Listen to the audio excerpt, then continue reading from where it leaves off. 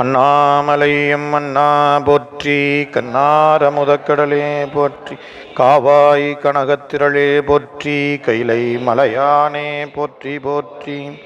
புழியர்கோன் வெப்பொழித்த புகழியர்கோன் கழல் போற்றி, ஆழிமிசை கல்மிதப்பில் அணைந்த பிரானடி போற்றி, வாழி திருநாவலூர் வன் தொண்டர் பதம் போற்றி, ஊழிமலி திருவாத ஊரர் திருத்தாள் போற்றி, தில்லைவாழ் அந்தனரே முதலாக சீர்படைத்த தொல்லையதாம் திருத்தொண்ட தொகையடியார் பதம் போற்றி, ஒல்லையவர் புராண கதை உலகறிய விரித்துரைத்த செல்வமலி குன்றத்தூர் செக்கிழாரடி போற்றி, ஈராண்டில் சிவஞானம் பெற்றுயர்ந்த மெய்கண்டார் இணைத்தாள் போற்றி, நாராண்ட பல்லடியார்க்கு அருள் புரிந்த அருள் நந்தி நற்றால் போற்றி, நீராண்ட கடந்தை நகர் மறைஞான சம்பந்தர் நிழல்தாள் போற்றி, சீராண்ட தில்லை நகர் உமாபதியார் செம்பதும திருத்தாள் போற்றி, தெளிவு குருவின் திருமேனி காண்டல் தெளிவு குருவின் திருநாமம் செப்பல், தெளிவு குருவின் திருவார்த்தை கேட்டல், தெளிவு குருவுரு சிந்தித்தல் தானே, கல்லாலின் புடையமர்ந்து நான் மறை ஆரங்கம் முதல் கற்ற கேள்வி, வல்லார்கள் நால்வர்க்கும் வாக்கிறந்த பூரணமாய் மறைக்கப்பாலாய் எல்லாமாய் அல்லதுமாய் இருந்ததனை இருந்தபடி இருந்து காட்டி, சொல்லாமல் சொன்னவரை நினையாமல் நினைந்து பவத்தொடக்கை வெல்வாம், கையிலாய பரம்பரையில் சிவஞான போத நெறி காட்டும், வெண்ணை பயில்வாய்மை மெய்கண்டான் சந்ததிக்கு ஓர் மெய்ஞான பானுவாகி, குயிலாரும் பொழில் திரு ஆவடு துறைவாழ் குரு நமச்சிவாய தேவன் சயிலாதி மரபுடையோன் திருமரபு நீடூழி தழைக மாதோம், ஆடக மதுரை அரசே போற்றி, கூடல் இலங்கு குருமணி போற்றி, அருட்குருநாதர் மலரடிகள் போற்றி போற்றி, ஞானாசிரிய பெருமக்கள் திருவடிகள் போற்றி போற்றி. ஈர்த்தென்னை ஆட்கொண்ட எல்லாம் வல்ல அருள் தரும் அங்கையர்கண்ணி தாயாருடன் அமர் அருள்மிகு சொக்கநாத பெருமானுடைய திருவடி தாமரைகளை மனமொழி மெய்களாலே வணங்கி மகிழ்ந்து இச்சிறியனை இச்செந்நெறியிலே ஆற்றுப்படுத்தி வரக்கூடிய எந்தை பிரான் அருட்குருநாதருடைய திருவடி தாமரைகளை மனமொழி மெய்களாலே வணங்கி, திருக்கையிலாய பரம்பரை திருவாவடுதுறை ஆதீன குருமகா சன்னிதானங்களுடைய பொன்னார் திருவடி தாமரைகளை மனமொழி மெய்களாலே வணங்கி, ஞானாசிரிய பெருமக்குடைய திருவடிகளையும் மனமொழி மெய்களாலே வணங்கி மகிழ்ந்து, திருவாவடுதுறை ஆதீனத்தினுடைய சைவ திருமுறை பயிற்சி மைய வகுப்பிலே விரிவுரை என்ற அமர்விலே நாம் கடந்த வகுப்பில் நம்பி ஆரூரர் அருளிய ஏகாம்பரம் என்று சொல்லக்கூடிய கச்சி ஏகாம்பரத்தினுடைய திருப்பதிகம் திரு ஆவடுதுறை திருப்பதிகம் சிந்தித்தோம். இன்றைய வகுப்பில் இது ஆனி மாதம், அடுத்த வாரம் மணிவாசக பெருந்தகையுடைய குரு பூசை வழிபாடு நடைபெறக்கூடிய ஆனி மகம். இந்த அற்புதமான இந்த மாதத்தில் திருவருள் மணிவாசகருடைய திருவாசகத்தை சிந்திப்பதற்கு நமக்கு வாய்ப்பு கொடுத்திருக்கிறது. மே மாத பாடத்திட்டம் பக்கம் 92. அதில் திருவாசகத்திலிருந்து சில பாடல்களை நமக்கு பாடத்திட்டத்தில் கொடுத்திருக்கிறார்கள். அதை நாம் இந்த வகுப்பில் சிந்திக்கிறோம். அதை தொடர்ந்து இந்த மே மாதத்தில் ஏப்ரல் மாதத்தில் திருமந்திர பாடல்கள் மட்டும் 5 இருக்குது. அதை நாம் இந்த திருவாசகத்துக்கு பிறகு அதை சிந்திப்போம். மணிவாசக பெருமான் அருளிய திருவாசகம். அதனால் மணிவாசகரை பற்றி எல்லாருக்கும் தெரியும். ஏன்னா திருவாசகம் 8ஆம் திருமுறை நம்ம எல்லாருக்கும் தெரிஞ்ச விஷயம். அவருடைய வரலாறு எல்லாரும் அறிந்த ஒன்று. அதனால் நம்ம மணிவாசக பெருமான் திருவடிகளை வணங்கி நேராக நம்ம பாடலுக்கு செல்லலாம். ஏன்னா அவரை பற்றி சொல்லிகிட்டே இருக்கலாம். அவர் மணிவாசகரை பற்றி நம்ம ஒரு நேரத்தில் சொல்ல முடிக்க முடியாது. இறைவனே குருநாதனாக வந்து குருந்தமர நீழலில் இருந்து வாதவூரடிகளை ஆட்கொண்ட அந்த சிறப்பை உடையவர் நம்முடைய மணிவாசகர். அவர் அருளிய இந்த திருவாசகத்தை முழுக்க நடராஜ பெருமான் கரம் வருந்த எழுதி தன்னுடைய கையொப்பத்தை சிற்றம்பலமுடையான் என்று கைச்சாத்திட்டு வைத்தார் என்ற அற்புதமான சிறப்புடையது திருவாசக நூல்.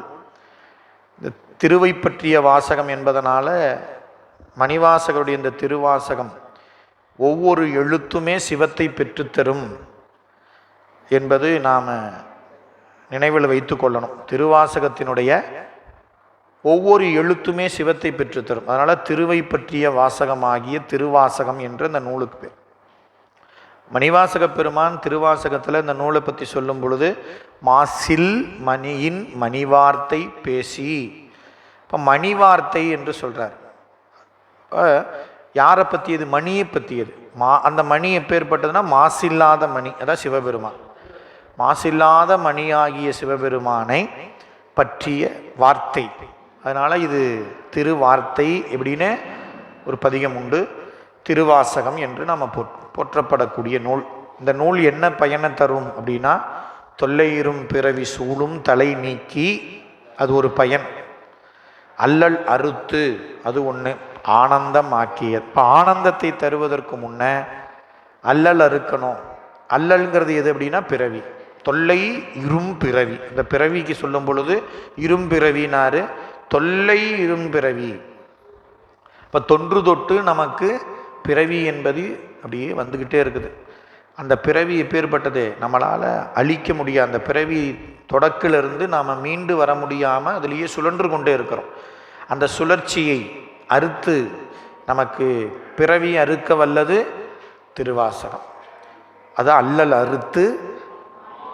அப்போ அந்த அல்லல் ஆகிய பிறவி அறுத்தா உயிர்கள் ஆனந்தத்தை அனுபவிக்கும். அந்த ஆனந்தத்தை தருவது திருவாசகம்.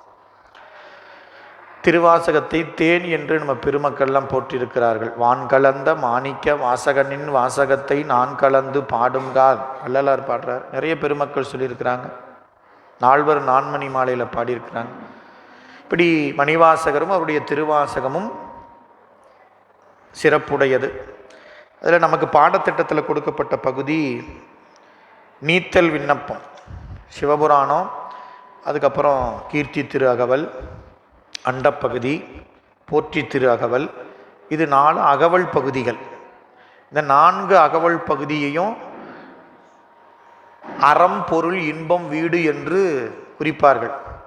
திருவாசகம் முற்றோதல் நடக்குது அப்படின்னா 6 மணிக்கு முற்றோதல் அப்படின்னா 5:45 வந்தால் தான் இந்த 4 பகுதியையும் படிக்க முடியும்.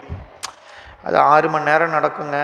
நாம் எல்லாம் வேலையெல்லாம் முடிச்சுட்டு பொறுமையாக போய் கலந்துக்கலான்னு வர்றப்போ இந்த 4 அகவல்கள்லாம் பாடி முடிச்சிருப்பாங்க.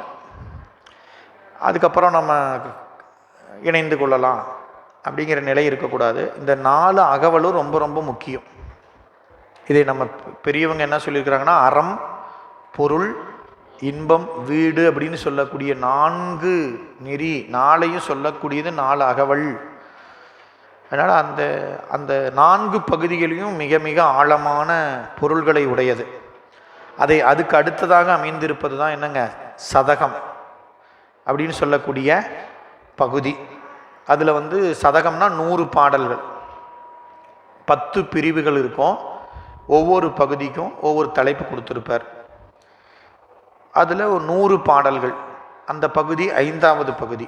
6வது பகுதியாக இருப்பது எதுன்னா நீத்தல் விண்ணப்பம். அதுதான் நமக்கு அந்த நீத்தல் விண்ணப்பத்தில் 50 திருப்பாடல்களை மணிவாசகர் அருளுகிறார். அது உத்தரகோச மங்கையில் அருளியது. ஒவ்வொரு பாட்டிலையும் மண்ணும் உத்தரகோச மங்கைக்கு அரசே, மண்ணுதல்னால் நிலை பெற்றிருத்தல், உத்தரகோச மங்கையில் நிலை பெற்றிருக்கக்கூடிய அரசே விட்டுடுதி கண்டாய் அப்படின்னு ஒவ்வொரு பாட்டிலையும் சாமிகிட்ட வேண்டுகிறார், விண்ணப்பம் வைக்கிறார்.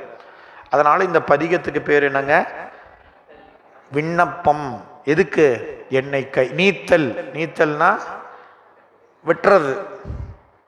இப்போ என்ன பண்ணுறோம், உடம்பை விட்டு உயிர் போனால் என்னன்னு சொல்லுவோம், உயிர் நீத்தார், நீத்தார் கடன், நீத்தார் வழிபாடு அப்படிங்கிறோம். இப்போ அவரு அந்த ஆன்மாங்கிறது நிலையாக இருக்கிறதுங்க. அந்த ஆன்மா இப்போ என்ன பண்ணுச்சுன்னா உடம்பை விட்டுருச்சு. அந்த உடம்புக்கு வழிபாடு இல்லை, அந்த ஆன்மாவுக்கு வழிபாடு. நீத்தார் அப்படின்னா அந்த ஆன்மா இதுவரையிலும் உடம்போடு இருந்தது, இப்போ உடம்பை நீர்த்திடுச்சுன்னா விட்டுருச்சு. இப்போ இங்கே நீத்தல் விண்ணப்பம் பண்ணால் சாமி என்னை கைவிற்றாத அப்படின்னு விண்ணப்பம் வைக்கிறது. அதனால நீத்தல் விண்ணப்பம் என்று இந்த பகுதிக்கு பேர். அதில் முதல் பாடலே நமக்கு பாடத்திட்டத்தில் கொடுத்துருக்குறாங்க. கடையவனேனை கருணையினால் கலந்து ஆண்டு கொண்ட விடையவனே, கடையவனை ஆண்டு கொண்ட விடையவனே. எப்படி ஆண்டு கொண்டார்? கருணையினால் கலந்து ஆண்டு கொண்டார். கருணையினார், அந்த ஆர் விகுதி அந்த இடத்துல அச்சுப்பிழை இருக்குது. கருணையினால் கலந்து ஆண்டு கொண்ட, அப்படி இல்லைன்னா அதை போடணும். சரிங்களா? விறகுன்னு சொல்கிறேன் பாருங்க, அந்த ரா போட்டு புள்ளி வைக்கணும்.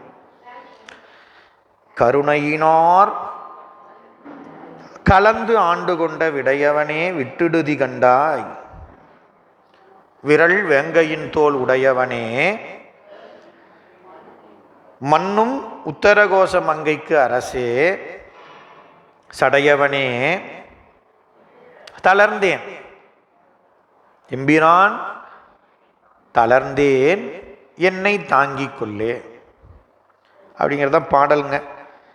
அதில் என்ன விண்ணப்பம் வைக்கிறாரு அப்படின்னா, யார்கிட்ட விண்ணப்பம் வைக்கிறார் அப்படின்னு அதை விழிக்கிறார். சொல்றாரு பாருங்க, விரல் வேங்கையின் தோல் உடையவனே, மண்ணும் உத்தரகோச மங்கைக்கு அரசே, சடையவனே. 3 சொல்றார். தளர்ந்தேன், நான் எப்பேற்பட்டவன் அப்படின்னா, சாமி கடையவன், என்னை நீ தாங்கிக்கணும். அதுக்கு முன்னா நான் எப்பேற்பட்டவன்? நான் கடையவன். கடையவனேனை அப்படிங்கிறார். கடையவன் அப்படின்னா என்ன அர்த்தம்னா, யாவரினும் கீழானவன், எல்லாருக்கும் எல்லாத்தையும் விட கீழானவன் நான். ஏன் கடையவன் அப்படிங்கிறாருன்னா, எல்லாத்த விட கீழானவனா இருக்கிறதுனால, பெருமானே உன்னால ஆண்டு கொள்வதற்கு தகுதியானவன் நான் இல்லை. நீ கலந்து ஆண்டு கொண்ட அப்படிங்கிறதுக்கு முன்னால கருணையினால்னு ஒரு வார்த்தை சொல்றாரு இல்லையா? அப்போ இறைவனால் ஆட்கொள்ளக்கூடிய அளவுக்கு சிறிதும் தகுதி இல்லாதவனாகிய நான், அதான் கடையவன். அப்படி தகுதியே இல்லாமல் ஏங்க ஆண்டு கொண்டார் அப்படின்னா, சிவபெருமான் தகுதியை பார்த்து என்ன ஆண்டு கொள்ளலை, அவனுடைய கருணையின் காரணமாக ஆண்டு கொண்டான். எப்படி ஆண்டு கொண்டான்? கருணையினால் ஆண்டு கொண்டான்னு பாடல, கலந்து ஆண்டு கொண்டான். இப்போ இதுக்கு என்ன அர்த்தம்னா, ஆண்டு கொண்டு கலந்த அப்படின்னு அர்த்தம். சிவபெருமான் ஆண்டு கொண்டு என்ன பண்ணிட்டாரு? என்னோட கலந்துட்டார். கலந்து ஆண்டு கொண்டவர்கள், ஆண்டு கொண்டு கடையவனேனை ஆண்டு கொண்டு கலந்த அப்படின்னு பொருள். அது என்னங்க கலந்த அப்படின்னா, தகுதியே இல்லைன்னு சொல்லிட்டேன். இப்போ தகுதி இல்லாத நான் உன்னை தேடி உன்னை அடைவதற்குரிய ஆற்றல் எனக்கு கிடையாது. சிவபெருமான் எங்கே இருக்கிறாரு அப்படின்னு தேடி போய் உன்னை அடையணும் அப்படிங்கிற நிலைக்கு நான் முயற்சி செய்வதற்கோ அல்லது அந்த தேடி வருவதற்கோ உன்னை அடைவதற்கோ எனக்கு ஆற்றல் கிடையாது. அப்படி இருக்கக்கூடிய என்னை உன்னுடைய பேரருள் காரணமாக தேடி நீ மணிவாசகர் திருவாசகத்திலே பாடுவார், தேடி நீ ஆண்டாய் சிவபுரத்து அரசே திருப்பெருந்துறை உரை சிவனே அப்படின்னு பாடுவார். அப்போ சிவபெருமான் என்ன பண்ணாராம்? தேடி வந்தாராம். அப்போ எனக்கு ஆற்றல் இல்லை, உன்னை தேடி வர்றதுக்கு எனக்கு ஆற்றல் இல்லை, நான் தகுதி இல்லாத கடையவன். ஆனால் நீ உன்னுடைய பேரருள் காரணமாக என்னை நான் இருக்கிற இடத்துக்கு தேடி நான் வர்றதுக்கு முன்னையே என்னை தேடி காத்திருந்த சாமி. தேடி இந்த பூ உலகத்துக்கு வந்தார். எங்கே வந்தார்? நம்மளை மாதிரி ஒரு ஊர்லேருந்து ஒரு ஊருக்கு வந்தார் இல்லை. அவர் இருக்கிறது கைலாயம், பரம்பொருள். அந்த பரம்பொருள் இந்த பூ உலகத்துக்கு என்னை தேடி வந்தான். என்ன பண்ணாருங்க? திருப்பெருந்துறைக்கு என்னை ஆண்டு கொண்டான். என்னை ஆண்டு கொண்டு என்னோடு கலந்தான். அதான் கடையவனேனை ஆண்டு கொண்டு கலந்த விடையவனே. அப்ப விடையவன் அப்படி சிவபெருமான சொல்றார். விடையவன் ஆண் ஊர்தியுடையவன் அர்த்தம். இது ஏங்க விடையவனேன்னு சொல்றாரு? விடை என்பது இறைவனுடைய வாகனம் அப்படின்னு நாம் சொல்கிறோம். அந்த விடை 2 விடை இருக்குது. ஒன்று அறவிடை, இன்னொன்று மால்விடை. ஊழிக்காலத்தில் எல்லாம் அழிந்த பிறகு அறக்கடவுளுக்கு இடம் கிடையாது. இந்த அறம் இல்லைன்னா என்ன ஆகிறது? அதனால அந்த அறம் என்பது விடையாக சிவபெருமானை தாங்கி நின்றது. உலகத்துக்கு அறம் வேணும் இல்லையா? அந்த அறம்தான் விடையாக நின்று தாங்குது. அறவிடை. அதான் இந்த இடத்துல விடையவன். ஏன்னா அறவிடை உடையவன். பேரூழி காலத்தில் எல்லா புவனங்களும் ஒடுங்கிடும். அந்த அறக்கடவுள் ஆணேறு வடிவில் சிவபெருமானை சரணடைந்து வழிபட அந்த அறக்கடவுளுடைய விண்ணப்பத்தை ஏற்று அச்சத்தை நீக்கி அறக்கடவுளை தேற்றி சிவபெருமான் தன்னுடைய வாகனமாக கொண்டு, அப்படின்னா ஊர்தினா அப்படின்னா நீங்கள் ஒரு வாகனம் அப்படின்னு எடுத்துக்கிட்டால் வாகனம் தானாலாம் போகாது. என்ன பண்ணணுங்க? நீங்கள் எவ்வளோதான் எத்தனை கோடி போயிட்டு வாங்கியிருந்தாலும் அதை என்ன பண்ணணுங்க? வழி நடத்தணும். ஓட்டுநர்னு ஒருத்தர் இருக்கணும்ல. அது சொந்தக்காரரே ஓட்டினாலும் சரி, இல்லை சம்பளத்துக்கு போட்டு ஓட்டினாலும் சரி. ஆனால் என்ன பண்ணணுங்க? அதை வழி நடத்தணும். அப்போ அதை ஸ்டார்ட் பண்ணணும், கீர் போடணும், கிளச்சை மிதித்து கீர் மாற்றணும், ஸ்டேரிங்கை பிடிக்கணும், எக்ஸ்கலேட்டர் அமுத்தணும், இப்படிலாம் இருக்குது. ஒரு குதிரை ஓட்டுறவர் என்ன பண்ணுவார்? குதிரை கடிவாளை பிடிச்சிக்கிட்டு ஒரு வழி நடத்தணும். அப்போது விடையவன்னா என்ன அர்த்தம்னா அறத்தை வழி நடத்துபவன் அப்படின்னு அர்த்தம். அறத்தை, ஆமாம், சிவபெருமான் அந்த அறக்கடவுள் இறைவனால் தேற்றி காப்பாற்றப்பட்டு சிவபெருமானுக்கு வழி நடக்கக்கூடிய நிலையில் இருக்குது. அதனால தான் அந்த விடையை தன்னுடைய கொடியாக உயர்த்தி பிடிச்சிருக்கிறான் சிவபெருமான். ஏன்? அறம் என்பது ஓங்கி நிற்கணும். அதான் அந்த விடை கொடி உடையவன். சடையார் புனல் உடையான் ஒரு சரிகோபனம் உடையான் விடையார் கொடி உடையான் எனை உடையான் திருஞான சம்பந்தர் பாடுறார். அதனால விடையார் கொடி உடையவன். ஏன்? அறம் என்பது உலகத்தில் மேலோங்கி இருக்க வேண்டும்.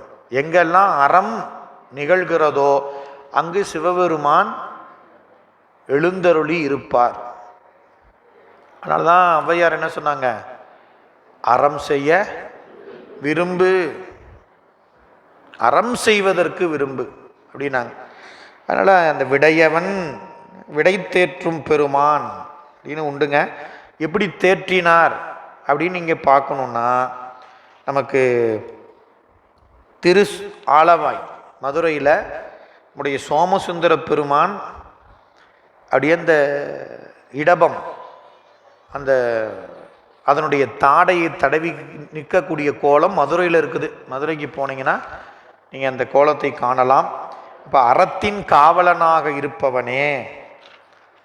அப்போ சாமி, அறம் என்பது அதை காவலாக இருப்பவன் நீ, அறத்தை மேலோங்கி இருக்க செய்பவன் நீ, அதை வழிநடத்துபவன் நீ. என்னை கைவிடுவது முறையா? உன்னை அறக்கடவுள் சரணடைஞ்சப்ப நீ அவரை தேற்றி காப்பாற்றி வழிநடத்தி கொண்டிருக்கிறாயில்ல, அதுபோல நானும் வழியற்று நிற்கிறனே, என்னை தேற்றி காப்பாற்றுவது உன்னுடைய கடமை இல்லையா? அதான் விடையவனேங்கிற வார்த்தை. விடையவனே அப்போ விடை வாகனத்தை உடையவன் அர்த்தம் இல்லை. அறத்தை தேற்றி காப்பாற்றி வழிநடத்தக்கூடிய நீ என்னை கைவிட்டு விடுதல் அறம் அன்று. நான் கடையவன் தான், ஆனாலும் என்னை காப்பாற்றி கைவிட்டு விடாமல் இருக்கிறது உன்னுடைய கடமை இல்லையா? விட்டுடுதி கண்டாய் விடையவனே, விட்டு விடுவாயோ? விட்டுடுதி கண்டாய் என்ன அர்த்தங்க? கைவிடல் ஆகாது அப்படின்னு பொருள். விட்டு விடுதல் கூடாது, விட்டு விடுவாயோ. அப்போ விட்டு விடு, விடு இடு அப்படின்னு அர்த்தம். விட்டுடுதி அப்படின்னா விட்டு, இடு அப்படின்னா விடு கூட்டல் இடு அப்படின்னு அர்த்தம். அப்போ இந்த ரெண்டுக்கும் ஒரே அர்த்தம் தான், விட்டு இடுதல். விட்டுடுதல் அப்படின்னு சொல்கிறோம்ல, கை விடுதல், விட்டுடுதல், விட்டாச்சு அப்படிங்கிறோம், அதான் விட்டுடு. அப்போ என்னை விட்டு விடுவாயோ உடையவனே,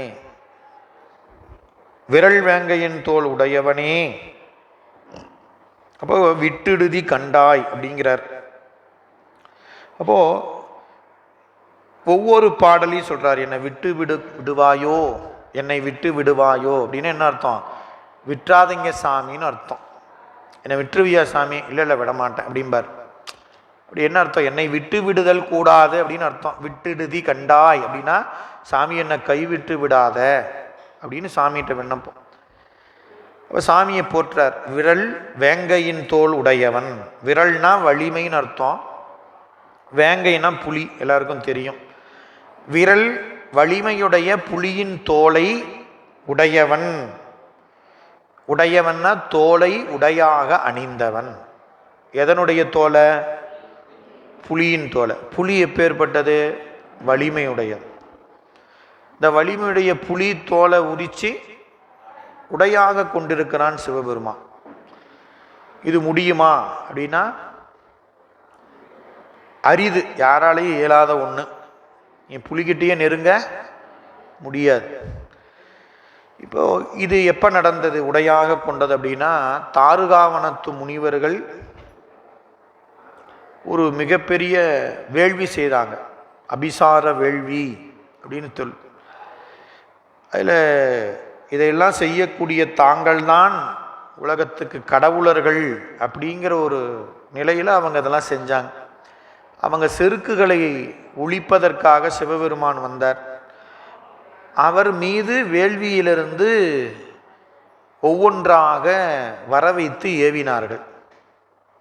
அப்படி வந்தது தான் என்னதுங்க, தாருகாவனத்து முனிவர்கள் 48,000 பேர்.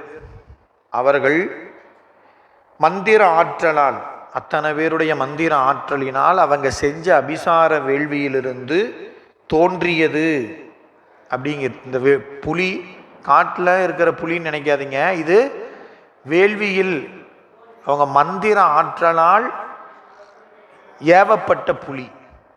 அதனால வலிமையுடைய புலி, வரிப்புலி, வேங்கை. அந்த வேங்கையின் தோலை உடையாக கொண்டிருப்பவன். அப்போ இறைவனுக்கு அந்த உடையவன்னு பேர். விரல் வேங்கையின் தோல் உடைய. இப்போ வலிமையுடைய புலித்தோலையே வலிஞ்சிருக்கிறான்னா இப்போ எவன் எப்பேற்பட்டவன் அப்படின்னா இவனும் வலிமையுடையவன், மிக வலிமையுடையவன். தோலை உரித்து உடுத்த வலிமையுடையவன்.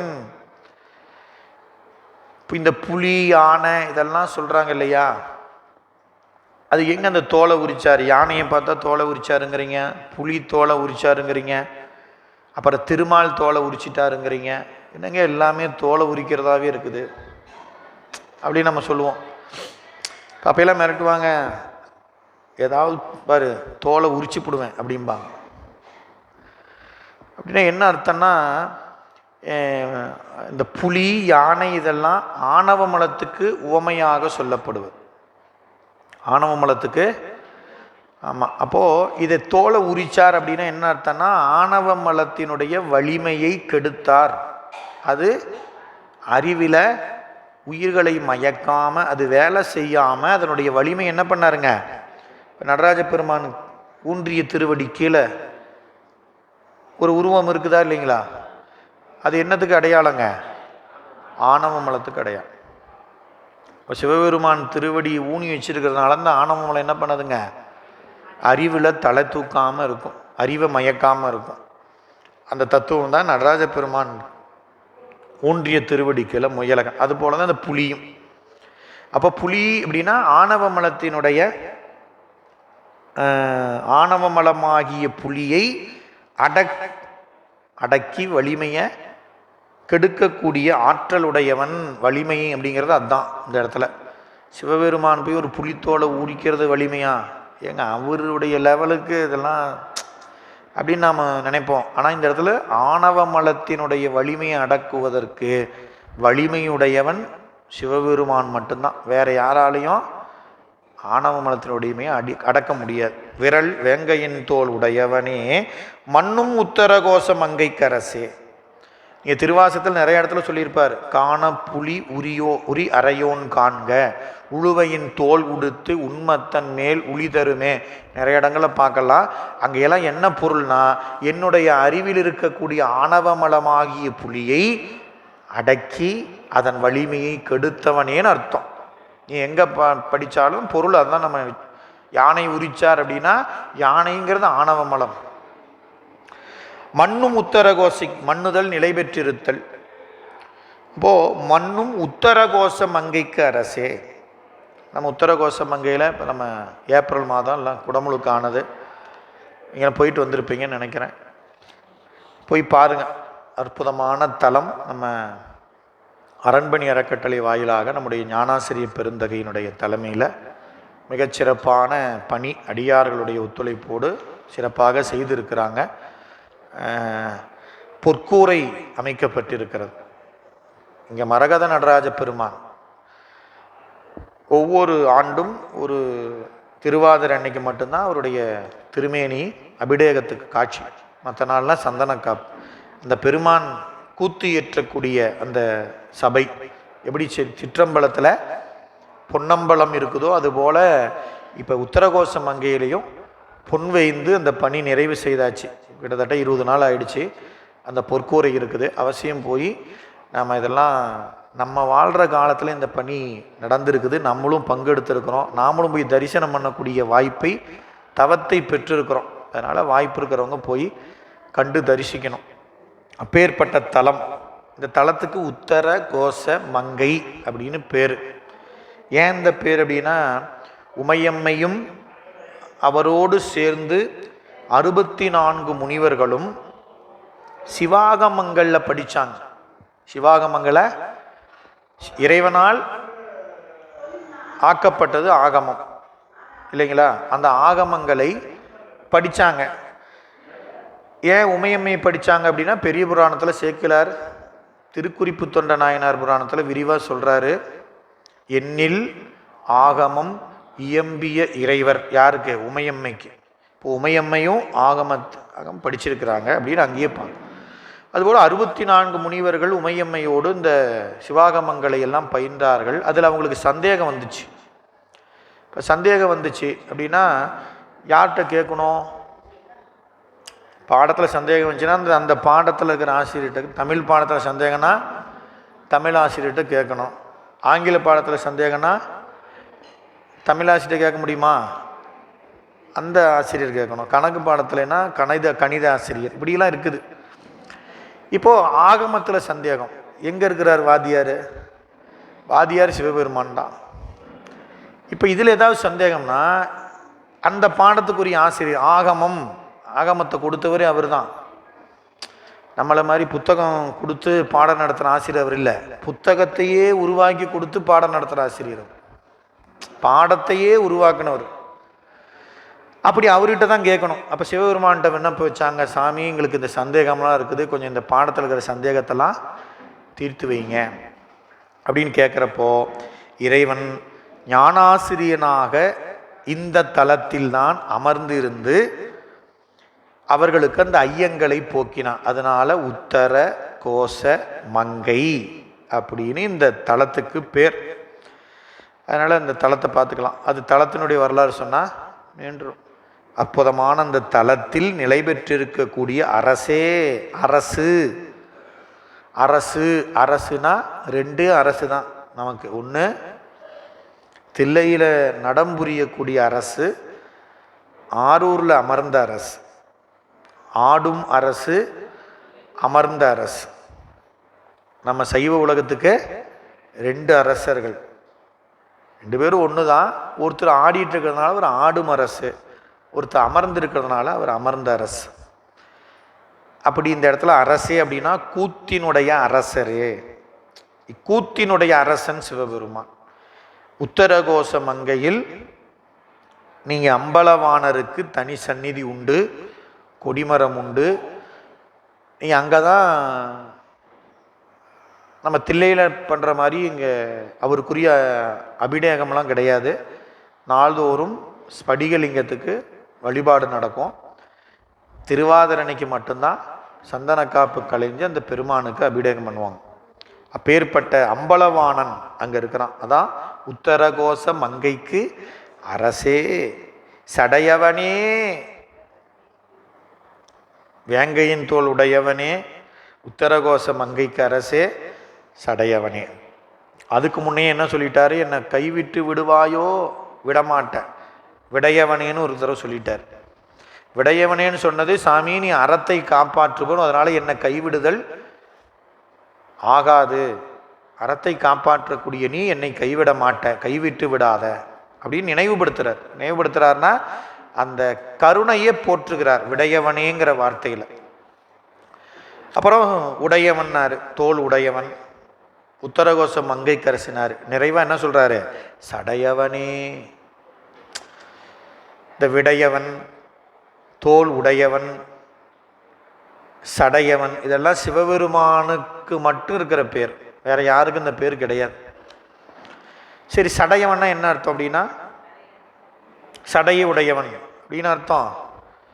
ஏன் அவனுக்கு சடையவன் சொல்கிறோம்? எல்லாருக்கும் தான் சடை இருக்குது. இன்றைக்கெல்லாம் கின்னஸ் ரெக்கார்ட்லாம் படைக்கிறாங்க இல்லையா? நீண்டு பாருங்கள் எவ்வளோ முடி அப்படின்னு இன்றைக்கெல்லாம் இருக்குது. நாம் அந்த சடையை வச்சு நினச்சிடக்கூடாது. சடை ரொம்ப நீளமாக இருக்கிறதுனால சிவபெருமானுக்கு சடையவன்னு பேரா? அது அவனுக்கு நீண்ட சடை தான், அதில் ஒன்றும் நம்ம சந்தேகம் இல்லை.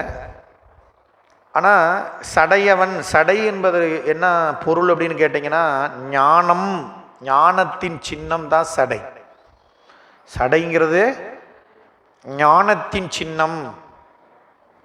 ஏங்க ஞானத்தின் சின்னம்னு சொல்கிறாங்க சடைய அப்படின்னா, இந்த சடையில் என்னென்ன இருக்குதுங்க? தோடுடைய செவியன், விடையேறி. முதல்ல ஞானசம்பந்தர் சிவபெருமானை தன்னுடைய தந்தைக்கு இல்லை, நமக்கெல்லாம் அடையாளம் காட்டுறார்.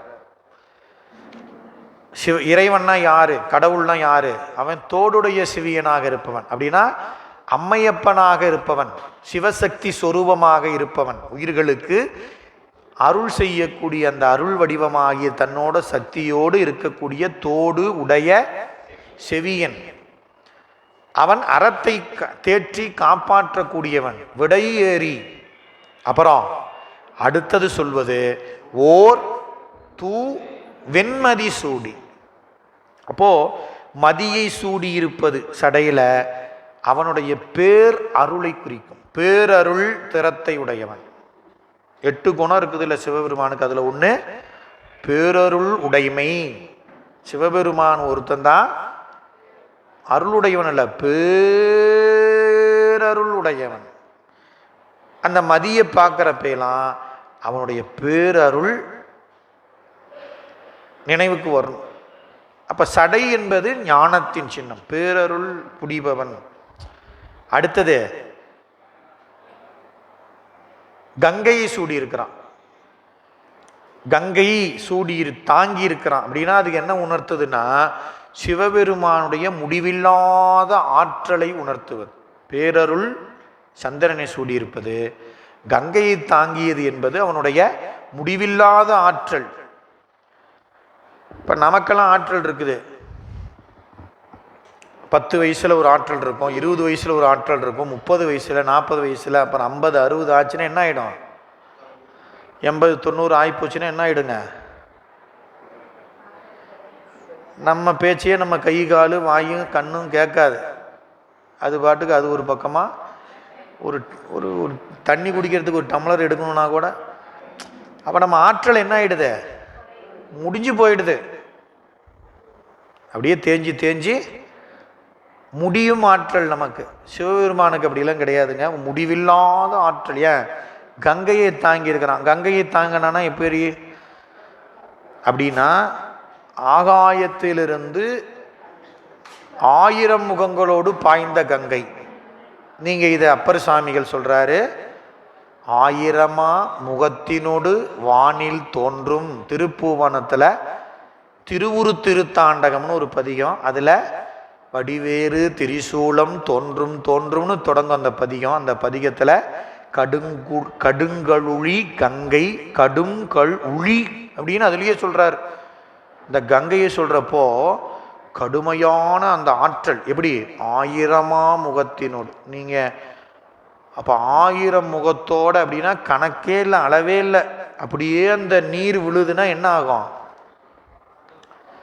மணிவாசகர் பாடுறார், அந்த நீரை ஏன் உங்கள் சாமி கங்கையை தலையில் வச்சிட்ருக்கிறாரு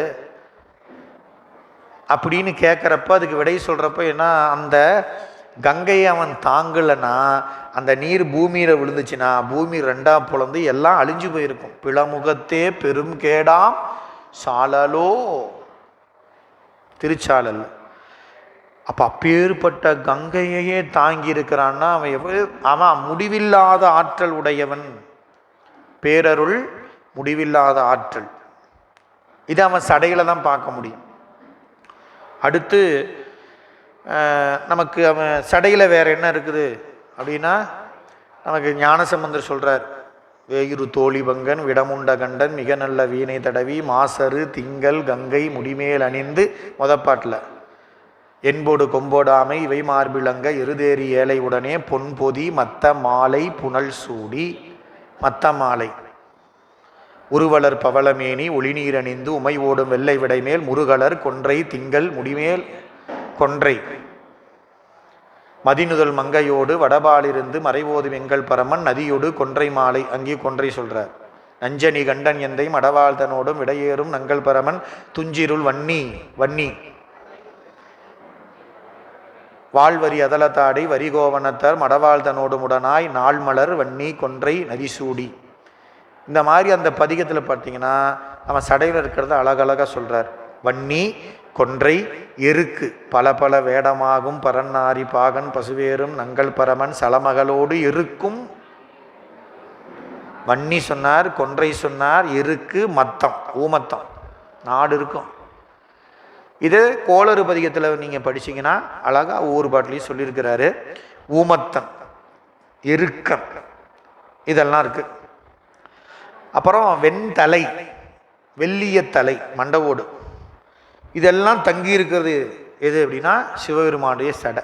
ஏங்க அவ்வளோ பெரிய பேரருளுக்காக சந்திரனை சூடியவன், அவ்வளோ பெரிய கங்கையை தாங்கியவன், அதே சடையில் என்னங்க எருக்கம்பூ வச்சிருக்கிறாரு, ஊமத்தம்பூ வச்சிருக்கிறாரா?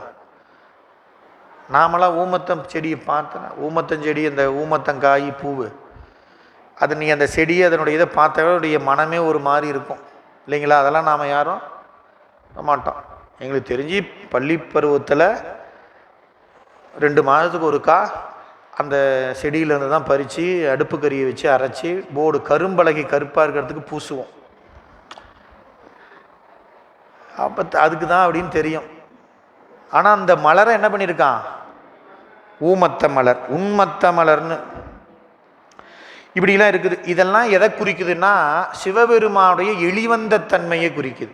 சிவபெருமானுடைய எளிவந்த தன்மை. சடையில் இருக்கக்கூடிய மதி பேரருளுடைமை, கங்கையை தாங்கி இருப்பது முடிவில்லாத ஆற்றல், எருக்கு வன்னி கொன்றை மத்தம் சூடியிருப்பது அவனுடைய எளிவந்த தன்மை.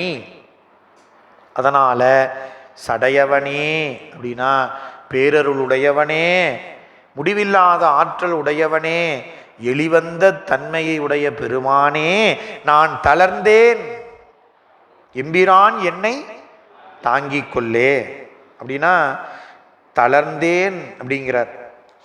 இப்போ எதனால் தளர்ந்தார்? தளர்ந்தேங்கிறார்ல, எதனால் தளர்ந்தார் அப்படின்னா சிவபெருமானுடைய திருவடியை சென்று எய்துவதற்கு முயற்சி செய்தேன். அந்த முயற்சி தடைப்பட்டதனால தளர்ந்து போயிட்டேன். முயற்சி செஞ்சேன், முயற்சி தடைபட்டுருச்சு, அதனால் நான் எப்படி நிற்கிறேன்ப்பா? தளர்ந்து இருக்கின்றேன். அதனால் என்னுடைய முயற்சி தடைபட்டதனால் தளர்ந்து இருக்கின்றேன். ஆனால் பெருமானே எம்பிரான் என்னை தாங்கிக் கொள்ள, அடியவர்களாகிய எங்களுக்கு மட்டுமின்றி தலைவனாக இருப்போம் மட்டுமல்ல, எங்களை விட்டு பிரியாதவன் எம்பிரான், எங்களை பிரியாதவன் அப்படின்னு அர்த்தம். எங்களை விட்டு பிரியாதவனாகிய பெருமானே, நீதான் என்னை தாங்க முடியும், அதனால என்னை தாங்கிக்கொள். தாங்குன்னு மட்டும் சொல்லியிருக்கலாம், அப்புறம் என்ன சொல்றாரு? தாங்கி கொள்ளே. சாமி தாங்கி கொள், அதான் சொல்ற, தாங்கி கொள்ளே. தாங்குன்னு பாடியிருந்தா போற, தாங்கி. அப்போ என்னை கைவிட்டு விடக்கூடாது அப்படின்னு கேட்குறவரு என்னை தாங்கி கொள். ரெண்டு சொல்றார். தாங்குதல் அப்படிங்கிறது உன் கடமை. எங்க அப்பர் சாமி சொல்றார், நம் கடம்பனை பெற்றவள் பங்கினன் தென்கடம்பை திருக்கர கோயிலான் தன்கடன்.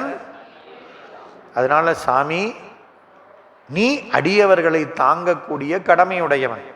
அப்படி தாங்கி என்னை கொள் அப்படின்னா என்ன அர்த்தம்? என்னை பணி அப்படின்னு அர்த்தம். என்ன அர்த்தம்? என்கிட்ட பணி செய், பணி வாங்கிக்கோ. என்ன அப்படி பணி கோடல்னு அர்த்தம். என்னிடம் என்னை தாங்கி என்னிடத்தில் பணி கொள்க அப்படின்னு அர்த்தம். இப்போ என்னை அடிமையாக கொண்டு, அடிமையாக நான் என்னென்ன பணி செய்யணுமோ அதெல்லாம் நீதான் சாமி செய்ய வைக்கணும் அப்படின்னு அர்த்தம். தாங்கி கொள்ளே அப்படிங்கிறது இந்த பாடலை அருமையாக சொன்னார். சடையவனே தளர்ந்தேன், உத்தரகோச மங்கைக்கரசே தளர்ந்தேன், விரல் வேங்கையின் தோல் உடையவனே தளர்ந்தேன், விடையவனே விட்டுடுதி கண்டாய், கடையவனேனை கருணையினால் கலந்து ஆண்டு கொண்ட விடையவனே என்னை கைவிட்டுருவியா? என்ன? கண்டிப்பா விடமாட்டேன். அவரே கேட்குறாரு, கைவிட்டு விடுவாயோ? ஆஹா, விடமாட்டேன். அதனால நீ கைவிட மாட்ட, அதனால் என்னை தாங்கி அடிமையாக கொண்டு என்னிடத்தில் பணிகொள். பணிகொள்னு பாடியிருப்பார் திருவாசகத்தில் நம்ம இந்த பாடல். அதுக்கு அடுத்தது திரு அம்மானை.